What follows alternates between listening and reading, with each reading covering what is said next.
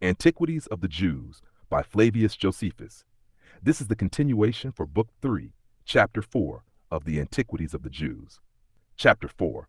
How Raguel suggested to Moses to set his people in order under their rulers of thousands and rulers of hundreds who lived without order before, and how Moses complied in all things with his father-in-law's admonition. 1. The next day, as Raguel saw Moses in the midst of a crowd of business, for he determined the differences of those that referred them to him, everyone still going to him, and supposing that they should then only obtain justice, if he were the arbitrator, and those that lost their causes thought it no harm, while they thought they lost them justly, and not by partiality. Raguel, however, said nothing to him at that time, as not desirous to be any hindrance to such as had a mind to make use of the virtue of their conductor.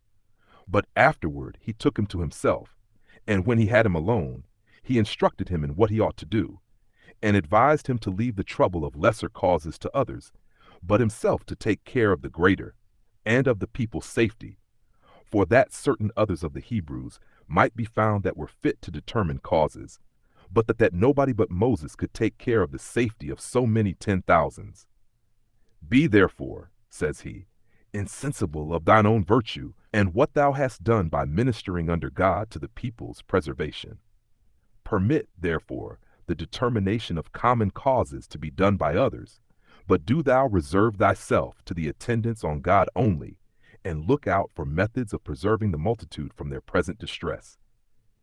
Make use of the method I suggest to you as to human affairs, and take a review of the army, and appoint chosen rulers over tens of thousands, and then over thousands, then divide them into 500s, and again into hundreds, and into 50s, and set rulers over each of them, who may distinguish them into 30s, and keep them in order, and at last number them by 20s and by 10s, and let there be one commander over each number, to be denominated from the number of those over whom they are rulers, but such as the whole multitude have tried, and do approve of, as being good and righteous men.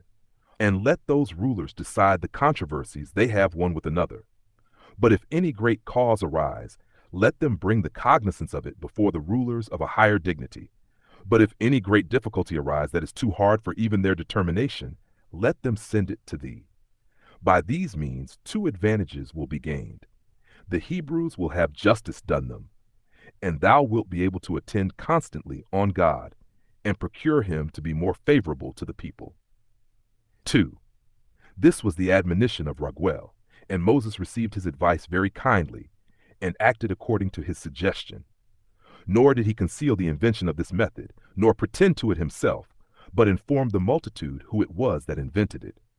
Nay, he has named Raguel in the books he wrote as the person who invented this ordering of the people, as thinking it right to give a true testimony to worthy persons, although he might have gotten reputation by ascribing to himself the inventions of other men, whence we may learn the virtuous disposition of Moses.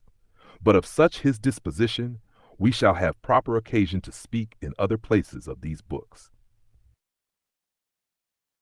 End of Book 3. Chapter 4. Click the description below to continue to the next chapter. Follow the playlist to stay in order. Subscribe for the full Antiquities of the Jews audiobook series,